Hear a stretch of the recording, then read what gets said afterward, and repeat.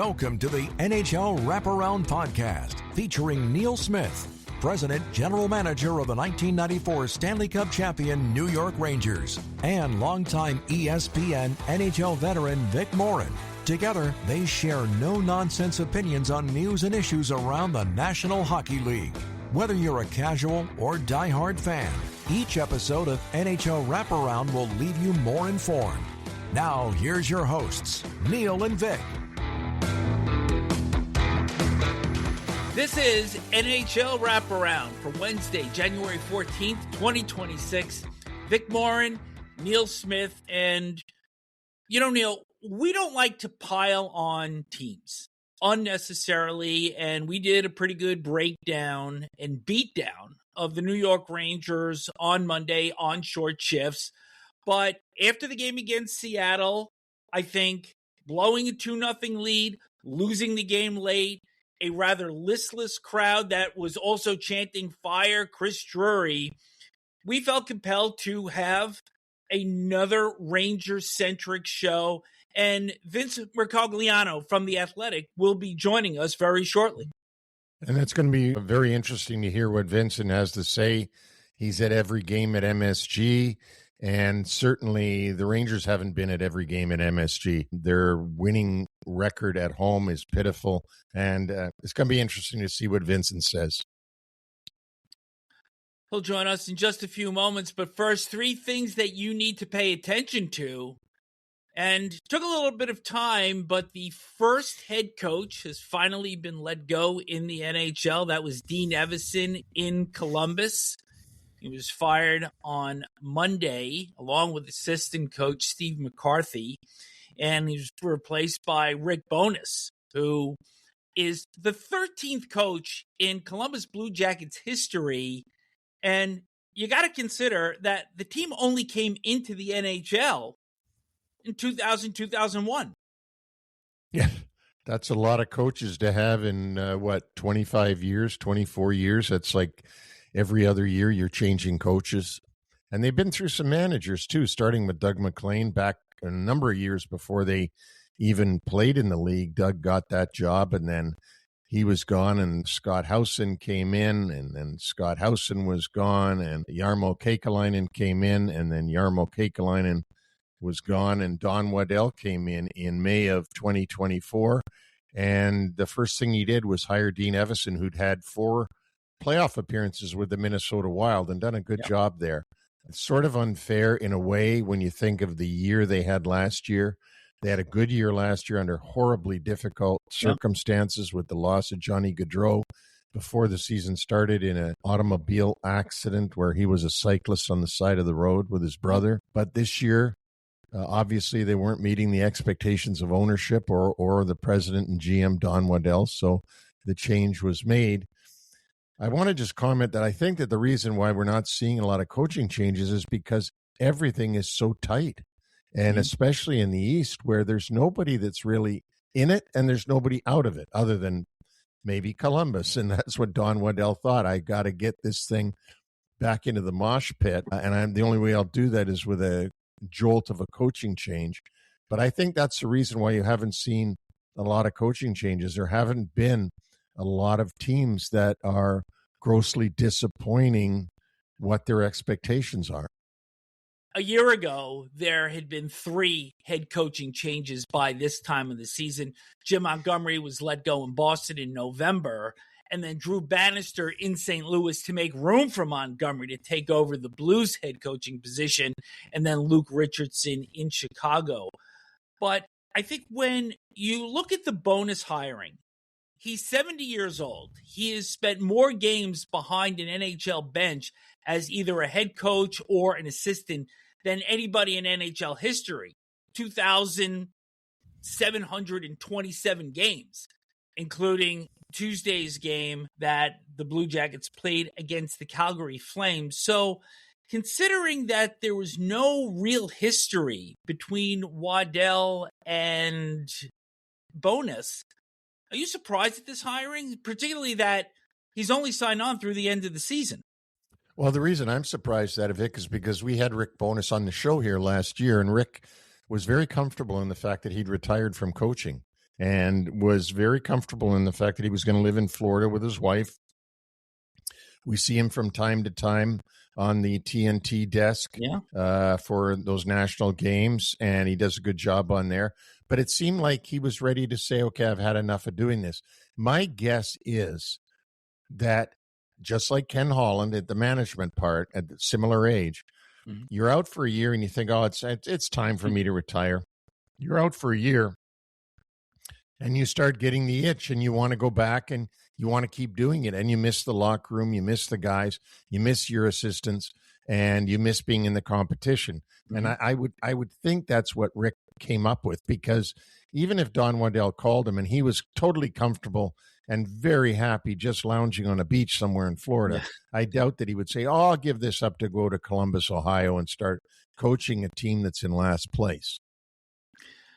The message to the players was defense first. And we had made mention of how hard a time Columbus has had holding on to leads. In the third period, they have left at least a dozen points on the table so far. And you look at how close the standings are, and we've made mention that Blue Jackets would not only be in a wild card, but maybe even in a top 3 position in the Metropolitan Division had they been able to hold on to leads. And last night, it looked like nothing changed except the end, because Blue Jackets got out to a 2-0 lead. They then got tied and took the lead again in the third period and got tied. But Captain Boone Jenner, with the game-winning goal late in the third period, managed to salvage the win, and then Jenner assisted on the empty netter. So far, so good, at least in the win-loss column. But as we saw Tuesday evening, the problems are still the same, at least in the short term. Well, in the short term, yeah. I mean, there's not much Rick could have done in the 24 hours maybe that he had to start to analyze the team and what to do. But I would imagine that Rick will find a remedy for it. If he's going to go defense first, it's pretty hard to keep blowing leads if your biggest responsibility is being defensive. I would think that the way you blow leads is you forget defense when you have a lead, and that's what causes it. But we'll see. Rick's obviously a very tenured coach, and we'll see what he can do with these Blue Jackets. Final footnote, that third period between the Blue Jackets and Flames, 36 total shots on goal, 19 by the Blue Jackets and 17 by the Flames. So not exactly a lockdown period by any stretch. Not exactly. Defense first, but get 19 shots in 20 minutes. Number 2, the Tampa Bay Lightning win their 10th and 11th consecutive games, 5-1 in Philadelphia on Monday, and then 2-1 in a shootout in Pittsburgh on Tuesday. However, in that game against Philadelphia on Monday, they lose Braden Point, right knee injury. He got tangled up with Cam York as he scored the goal that made it 3-0. So, of course, along with the winning streak and everything else, now you've got the Olympic controversy, which begins because the Lightning are not saying exactly how long they believe that Point is going to be out. They're listing him as week to week, which is a very safe thing to say. But now here come all of these skeptics saying, well, who are they going to pick? Chris Johnson came on TSN and said that it looks like if Point has to be replaced, it's going to be a player with a similar style. Is that Connor Bedard? Is it Sam Bennett? Is it Wyatt Johnston? Is it Mark Scheifele? So watch for that conversation to continue to gain momentum as we get closer to the Olympics. And there's two things here. Jon Cooper is the coach, the head coach for Team Canada, and Braden Point is his player for the Tampa Bay Lightning. And I would think if I was Julien Brisebois, I'd be saying to Jon Cooper, could you maybe get him replaced by somebody else and then make sure that he's good for us once the Olympics are over, rather than have him go in on this, quonky knee into the Olympics and maybe tweak it again and then not be able to play for us. I mean, let's face it, for Jon Cooper or for Julien Brisebois, for sure, his concern is the Tampa Bay Lightning, and it should be really for Jon Cooper as well. So we'll see if he gets replaced. My bet is he doesn't play in the Olympics. And then we'll see who gets replaced. I think I have an idea who it should be. I think you would have an idea who it should be. But we're not there, so we're not talking about it. No, we're not. Item number 3. Guess who is in the playoffs for the first time since November 7th? It's the Toronto Maple Leafs that, even though they lost in Utah big, 6-1 on Tuesday, they beat the Colorado Avalanche on Monday in overtime on a goal by William Nylander, and that ended the Avalanche's home winning streak at 17 games, although the Avs are still 19-0-3 at Ball Arena. But I think, Neil, what was significant about the Leafs waking up on Tuesday in a playoff spot, and they were still there on Wednesday, is that it was 67 days since they were last in playoff position back in November. 67. Yes, just like the centennial year in Canada, 1967, which of course was the same year that the Toronto Maple Leafs last won the Stanley Cup. That 1967 hangs around the neck of the franchise like an albatross for the Maple Leafs. That's why we brought it up, though. Kind of tie those two things together. Thought we'd have some fun with that. So even though the Leafs lost on Tuesday in Utah, the Leafs were 8-0-2 going into that game. And perhaps you can couple, yes, maybe they were tired from playing Colorado, because I thought they did a great job playing at pace throughout that game. They did not look out of place at all. Maybe get into Utah a little tired, but perhaps also maybe a trap game against the Mammoth, because on Thursday, Toronto sees Mitch Marner for the first time. You know, perhaps the Leafs, too, coming out of Colorado, took Utah too lightly. And after a huge win against the lead horse in the race here this season, the Colorado Avalanche, perhaps Toronto Maple Leafs were going into Utah thinking that they were playing the Phoenix Coyotes, which they weren't. And maybe took my breakout player of the year a little bit too lightly. Didn't think about Dylan Guenther and the way this guy can score goals, and he did his magic again against the Maple Leafs. So once again, they see Mitch Marner on Thursday, and then the much-anticipated return match with Marner returning to Toronto will be only 8 days away, Friday the 23rd of January. And that will wrap up 3 things you need to pay attention to. Now, let's welcome in from The Athletic, Vince Mercogliano. And now with a special guest on NHL Wraparound, the man that covers the New York Rangers and the New York area teams really for The Athletic, Vincent Mercogliano. And for a guy named Neil Smith, I think I said that properly. You nailed it, Neil. Thank you for coming on here. You've got a day of running around, and we know that the Rangers play Ottawa on Wednesday. That'll be their next exciting game after the Seattle contest that they had. I guess I just want to start by saying, like, you've been around this dismantling of this team now for a few years. Where did it all go? I mean, they won the President's Trophy just 2 years ago. This time last year, they were still a team that teams had to worry about. And now they have stumbled down to the level that they're at, which anybody that watches them and looks factually at the standings has to say is disappointing. Yeah, well, there's a lot to unpack there, Neil. I don't know how far back you want to go. I do think that early on in Chris Drury's tenure, there were some attempts to make some bigger, splashier moves. I know Jack Eichel is a player in particular that the Rangers were very heavily involved with and very hopeful and optimistic. My sense was at some point that they were going to be able to get him. Obviously, they don't.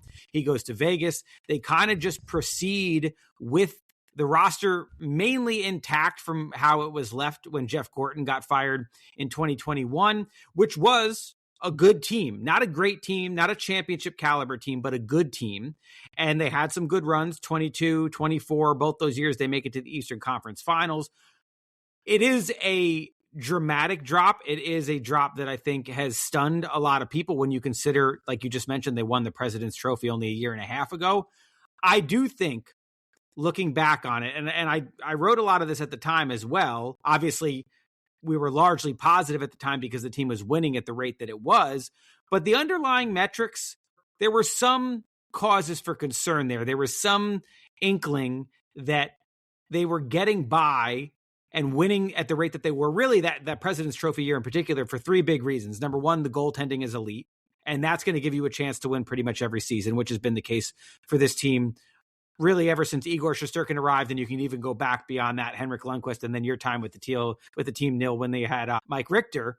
But Igor carried them, especially that 21-22 season when he won the Vezina. Igor carried them a lot of nights. The other thing was special teams. This was an elite special teams team. Power play, penalty kill, both among the top in the league that year when they won the President's Trophy. And a lot of their offense came from the power play, which has gone dry now the last couple of years.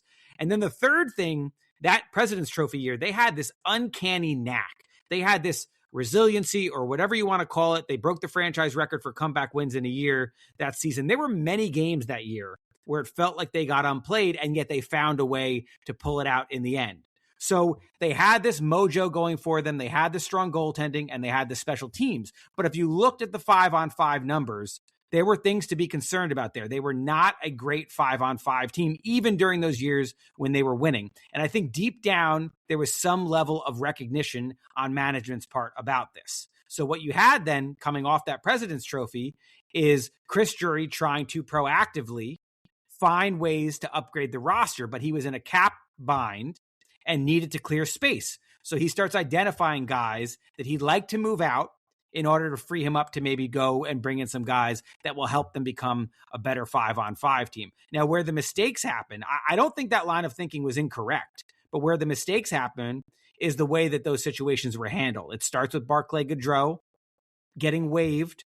And this is a guy who, say what you will about his play, say what you will about his contract, he was a highly, highly respected guy in that locker room, a guy that teammates really cared about, a guy that laid it on the line, that played through some very serious injuries, that had some good playoff performances for the Rangers. And from what I've heard, and I know it's been reported and been out there in many different places, he didn't find out that he was being waived until about 15 minutes before he was placed on waivers. And that did not sit well with him. He's been a little vocal about that. And I know it did not sit well in the locker room. They felt like that was a guy who had earned a little more respect, who had earned treatment on the way out the door that was at least going to give him a fair warning of what might be coming, which he didn't feel like he got. Then the Jacob Trouba situation unfolds, and we all know that he was not pleased with the way that that was handled and his wife's name being thrown out in headlines and the way that the whole thing unfolded.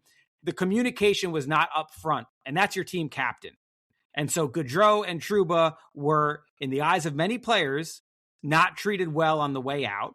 And you have a team that coming into last season was clearly dealing with some tension behind the scenes. And there were other things. I did a lot of reporting on this last year. I wrote a whole story about the cultural issues. This goes for team employees as well. You know, they stopped letting the social media team travel on the road.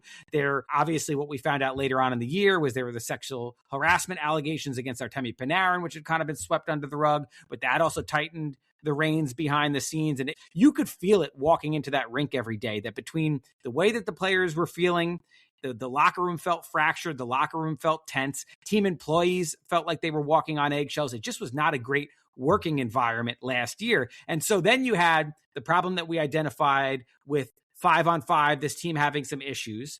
And then it gets compounded by all the ill feelings that are going on heading into that season. The Trouba situation unfolds. Then Kreider gets thrown into the fire because his name is listed in that memo that came out 2 Novembers ago now, which I think was a big mistake on Chris Drury's part. He had to anticipate that that was going to be leaked. Maybe he thought that that would light a fire under the team, but it had the total opposite effect. Chris Kreider, maybe the most respected guy in that locker room, and you're dragging his name through there. And he, from my understanding, did not learn that he was being shopped around until the news of that memo came out publicly. So another guy where you make a misstep, you don't treat him the right way on the way out. Again, I think you can make a fair argument that moving these contracts might have been the right thing for the Rangers, but the way that it all played out clearly had a big negative impact in that locker room. And then the team crumbled from that point forward we know last season goes down the drain. And this season now coming into this year, they're able to move the Kreider contract. I know they targeted Gavrikov as a guy that they wanted to get. That does look like a good signing so far, but they weren't able to do enough to push this roster forward. And the flaws have just manifested and grown worse. They were hoping they would get that first year coach bump from Mike Sullivan. I do think that Sullivan, as far as the communication, that has certainly improved behind the scenes, is my understanding. The messaging, he has been an adult in the room. He has improved their defense. It slipped recently, but I think he's made some defensive improvements with this team. But the reality now is they traded away all these guys that, even though there were flaws there, they were also key players for teams that went pretty far in the playoffs a couple times, and they haven't done much to replace them. You look at trading away Kreider, Trouba, Gaudreau, Hedl, Kakko, all of these guys that were integral parts of those teams. Ryan Lindgren is gone. I mean, Keandre Miller is gone. We can keep going down the line. What have they replaced them with? What you have for me now, in my opinion, is a roster that has deteriorated and crumbled before our eyes. There were flaws before, but now there's just no depth. This is the least skilled team, in my opinion, that I've covered in 7 years on this beat. And the depth is the thinnest. Their prospect pool ranks as one of the worst in the league. We at The Athletic do a lot of work in that regard. They are not highly thought of from scouts that I talk to. And the NHL roster, I mean, you look at that bottom six right now, it's a lot of AHL caliber guys that they're dressing every night. And the top players that they rely on are all maybe past their prime is a little harsh, but they are not at the level that they were a few years ago. When you talk about Mika Zibanejad, Artemi Panarin, both those guys are having solid years, but JT Miller is certainly not having a good year. Vincent Trocheck has taken a little bit of a step back. And so the guys that you rely on to drive the bus aren't as good as they used to be. And the depth is the worst that it's been, in my opinion, 7 years that I've been on the beat. So now you have a recipe for a real disaster. And what they have to, I think, face now is the reality that it's time to tear this down completely. They've dismantled it over time with a lot of those trades that we talked about, but now they're at the point where they're clearly not good enough, and something I think more drastic has to be done. Vince, we had made mention on our short shift show on Monday that I thought that this club was in the bottom quarter of talent in the NHL when you look at the roster top to bottom. And I think that that was being generous. And you look at what's left, you look at what's been brought in. And I think Drury made a couple of sound acquisitions a couple of years ago, bringing in Kopp, bringing in Mott, bringing in Wenberg, who is now doing great things in San Jose. But aside from that, you look at this JT Miller acquisition, and first of all, we question whether he was captaincy material after the shenanigans that went on with him and Elias Pettersson in Vancouver. And I think the only reason the Rangers win that deal is because Hedl hasn't played since the second week of the season. So that's almost like a win by default. But on Monday against Seattle, fans are yelling, fire Drury. And we all know that Jim Dolan has backed Drury 100% here. But at some point, there's got to be the tripwire that gets hit and that says, like you said, we got to tear all this down. And perhaps it starts with the GM. You know, listen, I think there's a valid case to be made. I mean, you just touched on some of the acquisitions that you thought worked out well for the Rangers. Every person you named was a rental. None of those guys were here for more than a few months. That's right. Objectively, if you're looking at Drury's track record, I think there's a lot of holes in it. I think there's a lot of issues. I would ask you guys, how many players in 5 years at the helm has he acquired that have had a long-term impact here? Meaning more than just a rental, more than just a few months. I can really only think of two. Vincent Trocheck. Yep. I think that was the right move at the time. They let Ryan Strome go. They brought in Trocheck. I think Trocheck is a pretty clearly an upgrade there, a more well-rounded player. And the other one more recently is Gavrikov, and that's only been for a few months in and of itself. So he did not do enough over time to move this roster forward. All the core guys that got those teams to the Eastern Conference Finals were acquired by the previous regime. So I do think that there are very legitimate criticisms. And then we talked about the way that certain things were handled and the way that that played out in the locker room. I've made the case, I've written about this many times, that I don't think he's done a great job. But ultimately, it comes down to what the owner thinks. And listen, these things are always fluid. It's always subject to change. Neil, you know this, I'm sure, better than anybody, that something could happen that changes this narrative at any point. But I have been hearing for months and months that Drury is safe, that Dolan still thinks very highly of Drury, that Dolan basically points the blame at everybody else besides Drury for the way that things have gone down, the players, Peter Laviolette. I mean, you guys probably heard that interview that he did last week on WFAN. Yeah. He basically said all the things that I've been hearing all along, that he still trusts Drury, that he's given Drury the keys to this thing, and that he's going to let him proceed as he sees fit. And you heard him blame Laviolette, you heard him blame the players, and you did not hear him blame Chris Drury. So maybe there's some level of lip service there, but again, based on what I've heard, I do not think that Drury is in jeopardy as of today. Now, if the season gets really, really ugly, and it's getting increasingly ugly recently, could that change? I have to think there's a possibility, but I can't sit here and tell you that I've talked to anybody or have any reporting that suggests at this moment that Drury is in jeopardy. But Drury's also running Hartford and is overseeing that talent pool. And we've got this revolving door of Gabe Perreault, Bedard, and Brennan Othmann.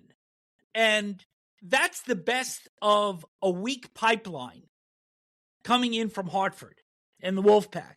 And now you also add to this ridiculous deal for Alexis Lafreniere that he's in the first year of a 7-year deal, paying him $7.45 on average.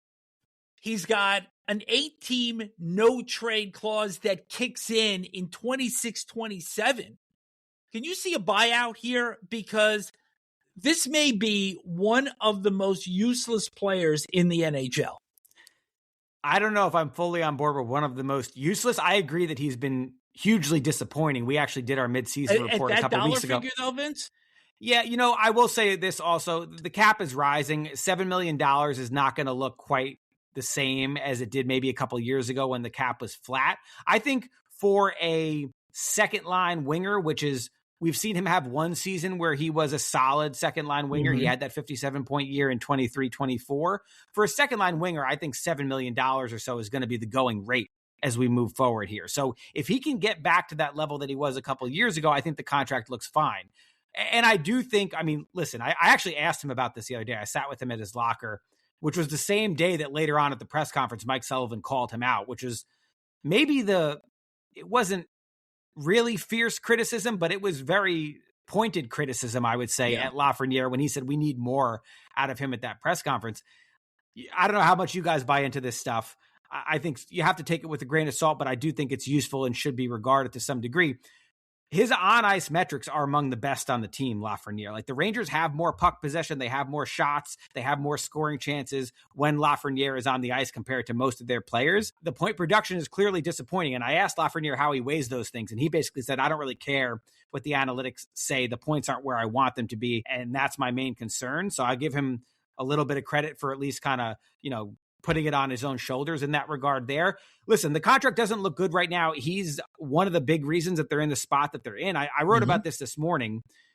You look at the Rangers draft history, and when they went through that rebuild era, starting in 2017, they had a couple first-round picks that year, through 21 when they took Othmann. That's a 5-year span. They made 42 draft picks in that span, including 9 first-rounders. Mm-hmm. You could argue that not a single one of those 9 first-rounders has hit. Lafreniere is still on the team. He's had at least one fairly productive year, but he has certainly not hit the ceiling or anywhere close to it that people envisioned when he was drafted there. Same thing with Capo Caco, who's since been traded. And the only other guy remaining really is Brennan Othmann and Braden Schneider.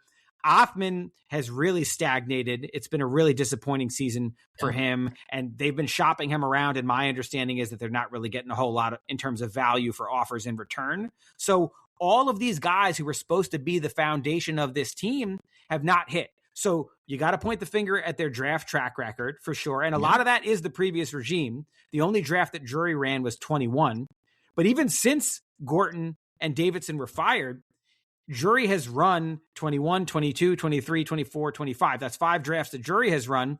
They have one player from any of those drafts who has turned into a regular on this team, and that's Noah Laba, who's been, a solid bottom six center as a rookie this season, but that's a 4th round pick. You need to have a significantly higher batting average on your draft picks than they have had. And Drury's track record isn't good, just like his predecessors wasn't very good. You also have to point the finger at development. How much of this is making bad picks, and how much of this is that the Rangers haven't fostered an environment where these guys are going to maximize their potential? That has to be something that they're taking a critical look at right now, I think, as well. So to me, that track record of poor development that you touched on, that is maybe the biggest reason that they're in the spot that they're in right now. And then you factor in that there are all those trade deadlines when the Rangers were going for it the last few years, when they sold a lot of picks for those rental players that didn't stick around, and you're gutting your draft capital at the same time. So that obviously puts a dent in what you're able to accomplish from a development perspective as well. So that is in a really, really bad state for them. And that has to be an area that they do a much better job at moving forward if they're going to be able to pull themselves out of this. You've been great. You've touched on almost everything I could think of, so I don't have a lot left in my gun to shoot. But I just want to ask you about Chris Drury in the respect that he was a player in the league for a long time, a Stanley Cup winning player, a captain of the Rangers. And yet he has been probably the worst I've ever seen at the way he treats the players. You touched on it. Gaudreau, Trouba, Kreider. That's the part that really confuses me. I didn't play in the NHL, and I never treated a player like that, ever. So I just wonder what your thoughts are on that, because that really confuses me as to how an ex-player can be so numb to the feelings of the players. It's a hard one to put my finger on, Neil. And the reality with Drury is, listen, my interactions with him have always been pleasant. When kids are born, get a nice text from him, things like that. You run into him at the rink. It's always friendly. But he doesn't like talking to the media. And as far as hockey talk, that's not really a road that he's willing to go down and make public comments a whole lot. So we don't get a chance to ask him a whole lot of these questions. When we do, they're controlled settings. It's usually on Zoom. They usually cut it off after about 10 minutes. So that means each reporter gets maybe one question, and there's, they mute you after you ask your question. So it's hard to even get follow-ups in there some of those times. So that I think, for me has been frustrating at times. I'm certainly not afraid to say that. And so it's hard to really get firm answers on a lot of this stuff. It seems, though, that the way that he operates with the media and with not wanting to speak publicly a lot is similar to, at least for a while, how he was interacting with players behind the scenes. It sounds like maybe he was trying to go through back channels and not have that face-to-face communication, that face-to-face contact, and be upfront with these players, which from what I've heard, that's the biggest issue that a lot of the players had is, hey, if you would have come to me and laid out where we're at, laid out the reasons that you're looking to move me, and we talk it all through, and we talk about places that I might be comfortable going, I think the players would have not reacted to it in the way that they did. But a lot of those things weren't done. Now, from what I've heard this year, it does sound like he has tried to make some changes in that regard. How far it's gone, it's hard for me to say, because again, it's not like we're granted a lot of access, at least as far as being able to talk to him directly. So it sounds like there were some lessons learned, and I do think that the Mike Sullivan hire in particular was aimed at improving those lines of communications. I mean, every player has raved about the feedback that they get from Sullivan and how direct he is. And it sounds to me like there were some hard lessons learned last year, and they are at least making some effort to heal some of those wounds and to be a little more direct and upfront with the players this year. But it was clearly a big reason why they crumbled in the fashion that they did last season. Last one from me is about Artemi Panarin, obviously a very, very highly talented guy. What's his future with the Rangers? Because there's no sense, obviously, if you're walking around with jeans on and a tattered coat, there's no sense having a 5-carat diamond on your hand. Yeah, that's a good way to put it, Neil. Listen, I reported a little bit this morning. I made a call on Tuesday to a very well-connected source to just check in. Like, has the conversation been had yet? Have they approached him about, A, are you willing to waive your no movement clause? And B, which teams would you consider doing it for? I was told that conversation has not been had yet. They're waiting. And this is the word and the sense I've been getting from the Rangers really for the last few weeks when I've been poking around on a lot of this stuff. They have been, I think, at least trying for the perception to be, and they want the players to get this message, that how you play this month matters. And if you guys rally and you string some wins together and you give us reasons to believe, we don't necessarily have to tear this thing down. But we all see what's happening on the ice. I mean, this team is playing, it seems like, more poorly as each week goes by. They were completely embarrassed in Boston on Saturday, which I thought felt like a final straw to me. And so inevitably, people that I talk to around the league feel that this is heading in a certain direction. And I have had indications. We talked about James Dolan before. There's a certain narrative that Dolan wouldn't allow any kind of a sell-off to happen. I've been told that that's not necessarily true. That, again, he seems to trust Chris Drury. And if Drury tells him the thing that we have to do here is sell off some veterans for the greater good, that Drury will get the green light to do that. So they have basically been saying, we have not made any final decisions yet about whether we're going to sell or what we're going to do. I know up until a couple of weeks ago, they were actively trying to buy. I reported a couple of weeks ago that Kiefer Sherwood, in particular from the Vancouver Canucks, is a player that they were pretty aggressively trying to add. We've reported at The Athletic, my colleague Pierre Lebrun, I believe, was the first one to put it out there, that the Rangers were in on Quinn Hughes, obviously didn't have the ammunition to go and get him, but they were aggressively trying to buy up until recently. Now I think reality is kind of smacking them in the face. And I do anticipate, as I wrote this morning, that at some point that conversation will be had with Panarin. How can you not? I mean, Neil, you could speak to this better than I can, but from an asset management perspective, you have to get what you can for him, because I've heard extension talks did not get very far. I do not at this point see that happening. I think this is his last season as a Ranger. He wants longer term. He wants a higher AAV than the Rangers are willing to do. I think that was made pretty clear. My understanding is like back training camp time. And so there haven't been much as far as negotiations recently. So if you're going to lose the player to free agency, you got to get something for him while you can, especially if you're not going to make the playoffs. So they have to have that conversation, I believe, at some point. But as of Tuesday was the last time I checked, it had still not happened. Vince, before we let you go, you've done a really good job illustrating just how far this club has fallen. And they're almost at the lowest point in the league standings as you can get. But is there anything to hold on to here positive in the immediate future with this club? Whew, that's a tough one. Yeah, it is. It's a tough one. I mean, listen, I will say that I think Mika Zibanejad has had a pretty decent bounce back year. He's not at the level that he was. I mean, when I first arrived on the beat, it was the season when he had 41 goals in 57 games, and he was just absolutely on fire when COVID put that season to a halt. I don't know if we're ever going to see that Mika Zibanejad again, but what we're seeing from him this year, at least from my eyes, is significantly better than the Zibanejad that we saw last season. So that's been a positive. The goaltending is always going to be the backbone of this team. I think as long as you have Igor Shesterkin, when we talk about the full-scale rebuild versus the maybe quicker retool that I think the Rangers are more likely to go down that road. That was kind of the subject of my column this morning. I think that Igor is one of the reasons that they feel like, hey, if we can reset this thing in a year or two, Igor will still give us a chance to win. So that's always going to be a positive for you. You know, like I think a guy like Matthew Robertson has been a nice story. I know that's kind of reaching down to the bottom of the barrel, but that's a guy who everybody had written off, figured he was going to maybe be a career minor leaguer, certainly wasn't going to get a chance with New York. And I think he's been a solid bottom pair defenseman for them. You know, there's a few other little silver linings. Noah Laba, we talked about. I think he looks like a guy that could be a solid bottom six center for you.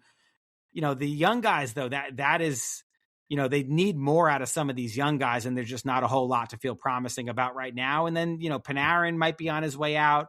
Miller has been a disappointment. A lot of the veteran guys just haven't been there. I did think Adam Fox was having a really nice bounce back season until the injuries disrupted it. But that's another guy now the Rangers are without, so it's hard to really look at that as a positive. So, you know, maybe I'm grasping for straws here, but those are just a few of the things that come to mind. I will say this. I do think Mike Sullivan, as far as the way that he's handling his business and what I'm observing behind the scenes, he's the coach that I would feel most confident in of the four coaches that I've covered, Quinn, Gallant, and Laviolette, and now Sullivan. To me, I think they're in pretty good hands from a coaching standpoint. The roster just needs to improve. Any update on Adam Fox or Igor Shesterkin? Still not skating. So it's going to be a little while for both of them. I mean, Fox can't come back till the end of the month anyway because he's on LTIR.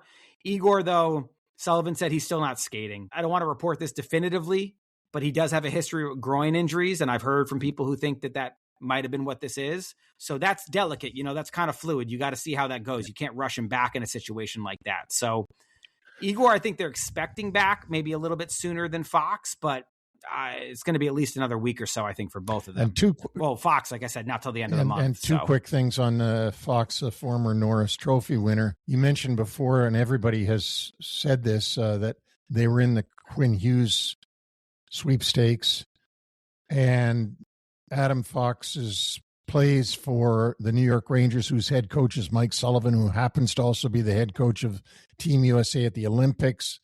Drury is one of the assistant GMs of Team USA at the Olympics. Adam Fox gets left off the roster for Team USA at the Olympics, as well as knowing that they were probably trying to get Quinn Hughes, which means where would he play if they got Quinn Hughes? This has got to not feel good for Adam Fox.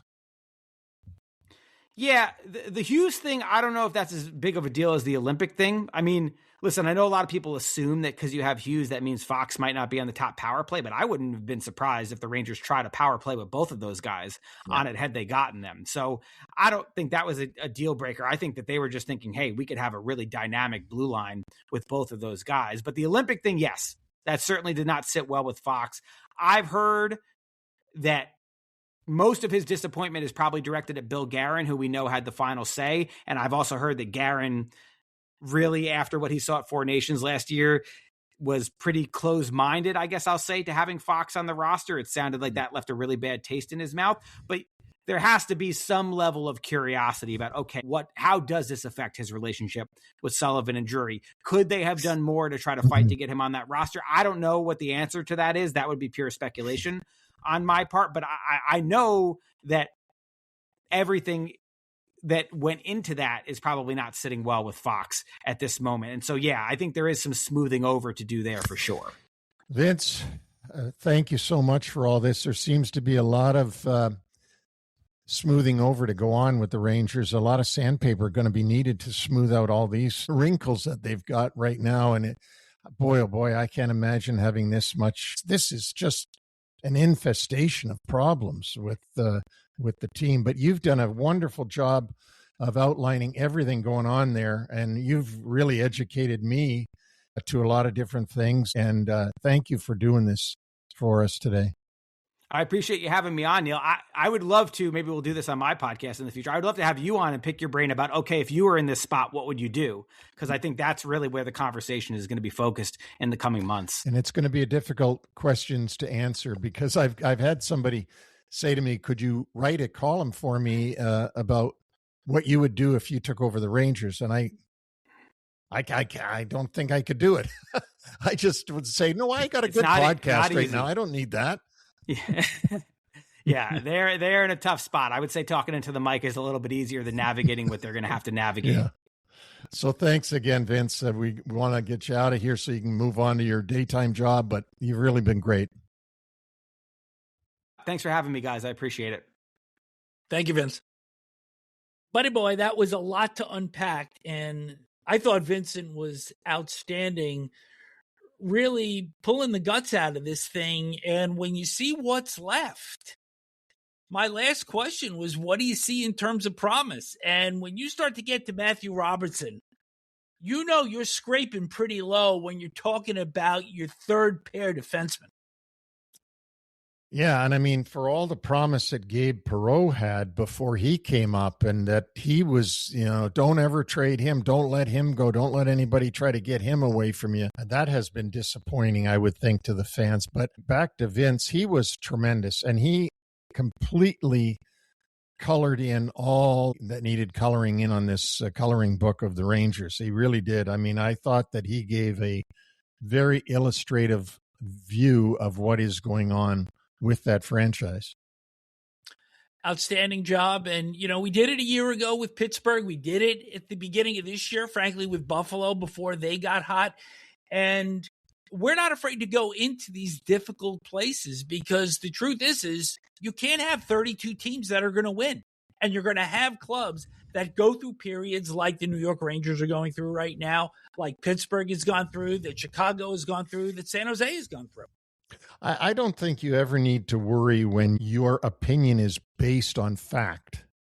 I think where you can get in trouble is when your opinion is based on emotion and based on things other than fact. And if you look at the standings, it speaks for itself. Now we're trying to find out, why do the standings look that way? Why is the team not winning? Why is this? And I thought he did a great job of illustrating that for the listeners.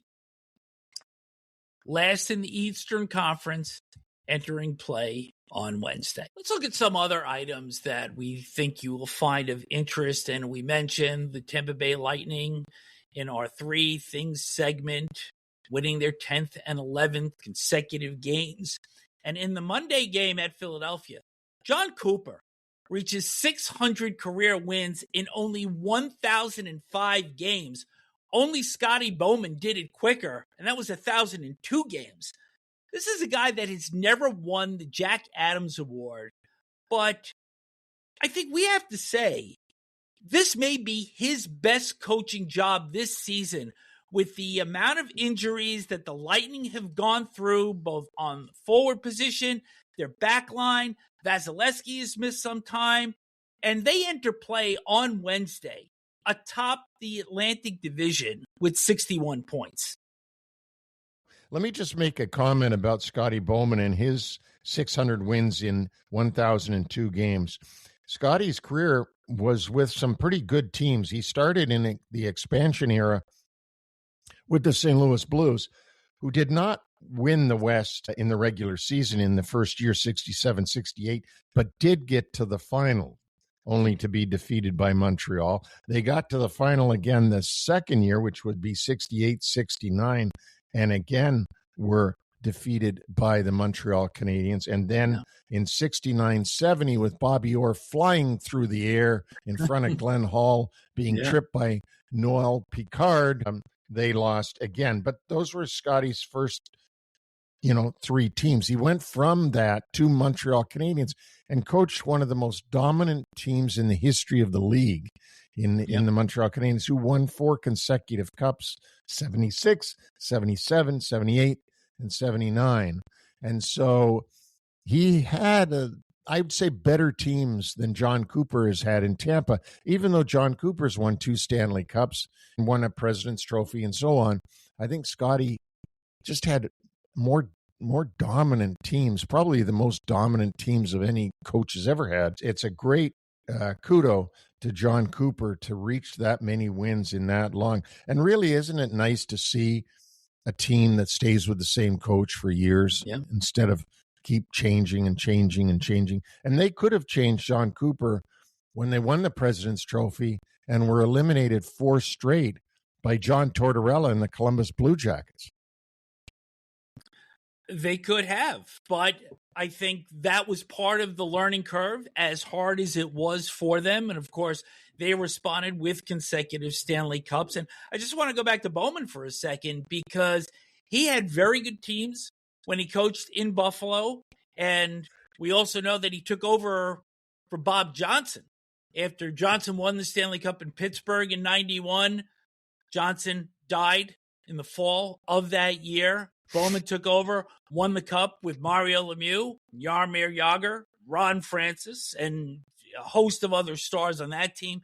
And, of course, won with the Detroit Red Wings as well, which was also a superstar-laden club. So Scotty certainly had an abundance of riches, and not to say that Cooper hasn't, with the likes of Nikita Kucherov and Steven Stamkos and Victor Hedman, but certainly not to the degree that Bowman was surrounded with.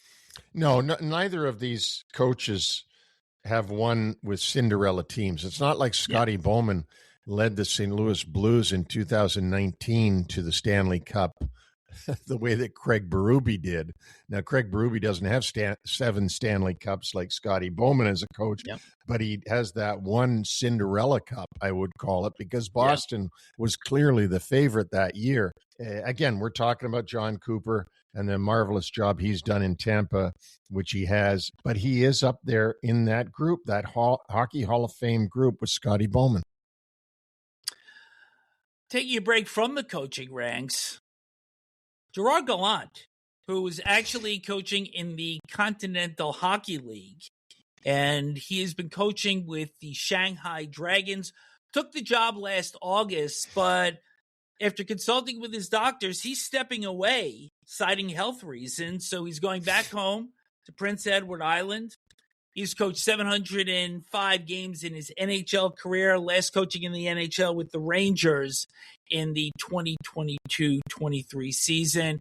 Remember, they had made the conference finals against Tampa Bay in 22 and then lost in 7 games to the Devils the following year and then was dismissed by GM Chris Drury. He's done a very good job every place he's gone, to be honest with you. He did a good job in Florida, got left at the side of the road in Carolina by the Panthers way back then. I think Tom Rowe was the GM of Florida at that particular time.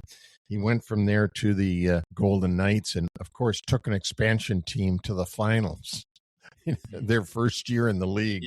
And then after that, his next chance was with the Rangers and had 2 over 100-point seasons with the Rangers. But after getting eliminated, as you said, by the Devils, for some reason, inexplicably, they decided that he wasn't the guy and that they would move on from him to Peter Laviolette. And, of course, Peter Laviolette was let go as well to make room for the now bench boss, Mike Sullivan. Let's move on. But we're going to stay in New York because Buffalo has been named to host the 2026 NHL entry draft to be held at KeyBank Center June 26th and 27th. And it will be a decentralized draft for the second straight year. And not too many people were really happy the way things looked a year ago after having been in the sphere in 2024. But this will be the 4th time that Buffalo hosts the draft. They did so before in 1991, 1998, and 2016. And the first overall picks in those drafts, Eric Lindros, 91, Vinny Lecavalier, 98, and Auston Matthews in 2016. And, of course, Gavin McKenna, Penn State freshman, will be the top prospect this year. And guess what term we're going to hear again? Generational player. Oh, gosh. Well, Eric Lindros was a generational player. I don't think Vincent Lecavalier was, although he was a great player. Great for the Tampa Bay Lightning. Captained them to their very first Stanley Cup. And Auston Matthews, is he a generational player? I mean, he's a generational goal scorer, or he was. But they throw that term around now. Like every year, there's the top guy is a generational player. Yeah, they do. And I think you can make arguments that when these players came into the league, Lindros, where nobody had seen the combination of skill, power, and speed when he came in. And even Bobby Clark had said that Lindros could have played in the NHL when he was 16. And when Auston Matthews came in, I think he had that title as well. And, of course, in his very first NHL game in Ottawa, he scored 4 goals and is now over 400 for his career. Yeah, and he is the leading all-time goal scorer of the Toronto Maple Leafs, who have been around for centuries, it seems like. Not really, but they've been around since 1917. It'll be interesting to see Gavin McKinnon and how he stacks up against the recent ones, the recent picks that we've had, Connor Bedard and so on. It'll all take place at the KeyBank Center, June 26th and 27th. Macklin Celebrini, we should obviously throw into that mix, who is having a marvelous year, Canadian Olympian, but even as great as he's been, I don't put him in that generational category like not only the players that we just mentioned in Lindros and Matthews, but we had a whole discussion with Stan Fischler about that And so once again, we're going to hear generational player, and I just take it with a grain of salt until I really see it. Well, it's also marketing. It's marketing. It's teams saying this is a generational player. Come buy tickets, buy jerseys, buy this, buy that. I mean, even Vincent Mercogliano, do you remember at the time that they drafted him? I forget who the owner was, but he called him the Michael Jordan of hockey. Talk about putting pressure on an 18-year-old. Glad we expounded on that a little bit further. So we know that the Keybag Center is going to be standing. But let's shift over to Europe, where the main rink in Milan-Cortina is coming right down to the wire. And the Olympics are 4 weeks away, and everybody's putting on the happy face that the rink will be ready, the event is going to be great. But Chris Johnson from TSN was over there, and he said this is still a construction site, that the ice apparently is coming along, but there was also that picture about a week ago where they had to stop a game because there was a hole in the ice. The locker rooms aren't ready yet. Milan-Cortina was granted the Olympics in June of 2019. So they have had 6.5 years to get this building ready to play, and that it's coming down to the wire is an absolute embarrassment. And the reason that I bring this up is because 94.5 years ago, Maple Leaf Gardens was constructed in 6 months. During the Depression. During the Depression. And was built for $1 million Canadian at that time. Yep. It was amazing. People wanted work because of the Depression in Toronto area. They signed up and they just kept going at it, and in 6 months built Maple Leaf Gardens. Of course, the man who scored the very first goal for the Toronto Maple Leafs in that Maple Leaf Gardens was none other than Charlie Conacher. Maybe Charlie Conacher can help with the rest of the construction now in Italy. It's, I don't know. I don't even know what to say about it, because it's something that should have been done a year ago. It should have been fully tested. And who knows? I mean, maybe the Patriots are going to be going in porta potties outside if the bathrooms aren't ready. What arena does that remind you of? Because the Joe Louis Arena for the All-Star game back in 1979-80, the All-Star game was at Joe Louis Arena. Gordie Howe famously played in that game and got a standing ovation, although at that time he was a Hartford Whaler. I believe Wayne Gretzky played in his very first All-Star game that year. He did. And they said that the arena wasn't ready. That arena, the people were using these stairways as urinals. So it was not ready to play in. And that reminds me of what you just said. Maybe they'll have porta potties around the Milan rink. All right. Let's not piss anybody else off here and move on to some personnel notes. For the Anaheim Ducks, they snap an 0-8-1 slide, defeating the Dallas Stars on Tuesday 3-1. They play this game without Troy Terry, Leo Carlson, and Carter Gauthier with an illness. And they get Jacob Trouba back.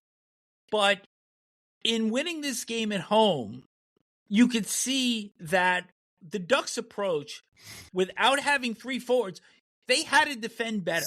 And this was probably the best game that they've had in a month, both protecting their goaltender, Lucas Dostal, but also in terms of being mindful of their defensive assignments. Their gap control was better.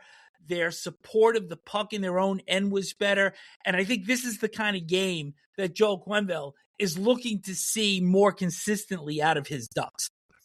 And because we were just talking about the New York Rangers a while ago, let me remind everyone that 2 of the 3 goals the Ducks scored last night were by Chris Kreider and Jacob Trouba. So, interesting notes. Trouba just back from injury as well. Yeah. He missed a couple of games. And for Dallas, Miro Heiskanen missed that game against the Ducks due to personal reasons, because he had played 25 minutes and 55 seconds in the win in Los Angeles the night before. For the Edmonton Oilers, goaltender Tristan Jarry and defenseman Jake Wallman, both off LTIR, and they both played in the overtime loss in Nashville. Jarry took a little bit of a gamble coming out of the net, trying to deflect the puck away, and Roman Josi wound up scoring the game-winning goal.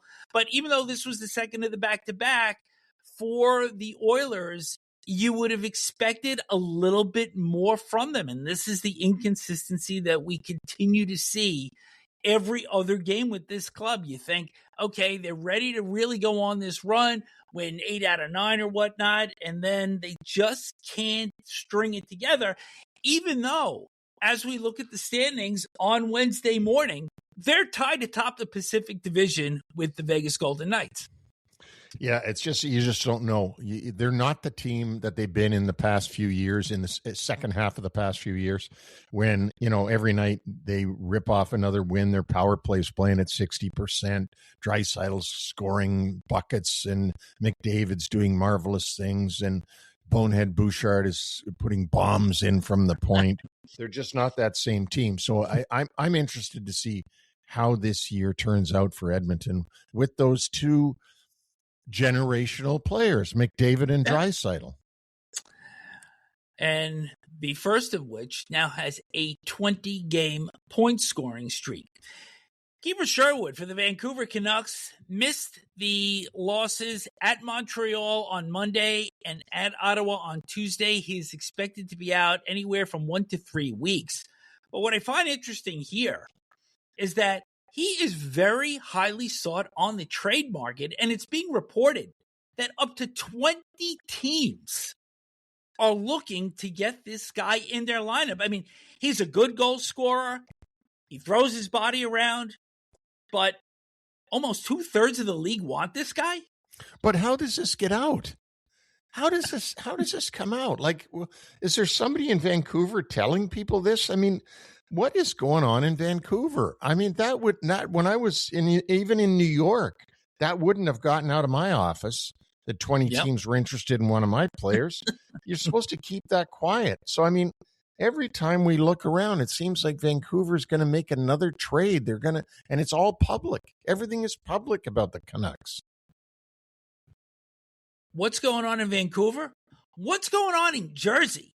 Because you remember that Dougie Hamilton was a healthy scratch in Winnipeg, so then comes back the next night in the lineup, 2 assists, +3, joking around with his teammates.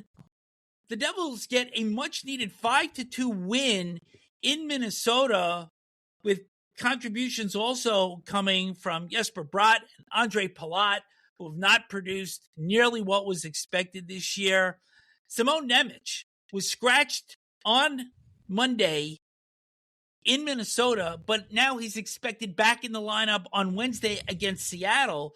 So Dougie Hamilton's been in the league way too long for him to be getting showcased. So this is just very bizarre with the in and the out of the lineup. I mean, are they going to move this guy? Are they not going to move this guy? It's another head scratcher by Sheldon Keefe. Those decisions are not made by the GM. I never said who would be in the lineup and who would be out of the lineup when I was GM. That's all on Sheldon Keefe and how he runs his team and his player personnel night to night.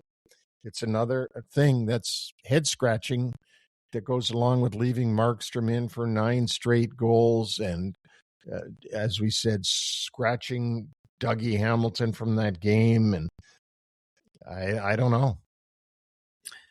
And Markstrom was actually the goalie for the Devils in that surprise win in Minnesota. And a couple of notes coming out of the Pittsburgh Penguins camp. Defenseman Erik Karlsson expected to be out at least 2 weeks with a lower body injury. And forward Blake Lizotte had a good season for the Pens thus far. Extends for 3 years, $6.75 million. That's $2.25 million AAV. Anything from your side? Some good news if you're a Caps fan. Tom Wilson, who we all know how important he is to the Washington Capitals, is on the ice today for practice. after the injury bug had hit him. That'll wrap up our show for today. Special thanks to Vince Mercogliano from The Athletic for joining us. And to all of you that are out there listening, thank you for listening. Thank you for subscribing. Thank you if you leave us a review. Get us either Neil or Vic at NHLWraparound.com with an email. All of our podcasts are on all platforms, Apple, Amazon, iHeartRadio, Spotify, and YouTube. As I said before, please leave us a review or hit the subscribe button. You can find us on X. My handle is at NYC Neil. The show's handle is at NHL Wraparound. We're also on Instagram and TikTok with NHL Wraparound, and newly put on RayD8.tv. We're on that network, so look for us there as well. And before we shift over to the website, just want to make mention of our latest YouTube subscribers, Jonathan Akers, Randy Crockford, Monica Bialicor, and Ryan Sewer. So thanks to them and welcome aboard. Our website is NHLWraparound.com. We are undergoing a little bit of maintenance while we switch hosting platforms. We will now be part of the Believe Network, so that will take place probably sometime early next week. But our blog section still open. We have New York centric. Last piece by Patrick Hoffman about the Rangers hitting rock bottom, and that's what this show has primarily been about. But we also have Neil's Nuggets and Smith's Picks. And, you know, you've been on this rager really for the better part of the last week. You are well over 100 games, over the 500 mark. But I want to point something out to you that I think you have definitely overlooked. And now I'm looking for a few bouquets to be thrown my way. You know what this is? No, I have no idea. Okay. So on Short Shifts Monday, I had pointed out very specifically the Buffalo-Anaheim game that was played on Saturday, where it was a 4-1 lead for the Sabres, and the Ducks got it to within a goal before giving up an empty netter. And I said that it looked like the Sabres may be falling into some bad habits, and that by virtue of the late push, maybe the Ducks were going to pull out of things. And on Monday, the Sabres lost to the Florida Panthers. And on Tuesday, the Ducks break their winless streak against the Dallas Stars. Come on, what do you say? Well, pretty good analysis from my partner. And that's also coming on the heels of saying that the Jets were going to break their losing streak last Friday. You got a crystal ball. Yeah, well, something like that. So stay tuned, because I think I may have to get in on this prediction thing a little bit more often. Well, you go ahead. Vic's picks. I think it's forthcoming for sure. Take care, everyone. Short Shifts coming up on Friday.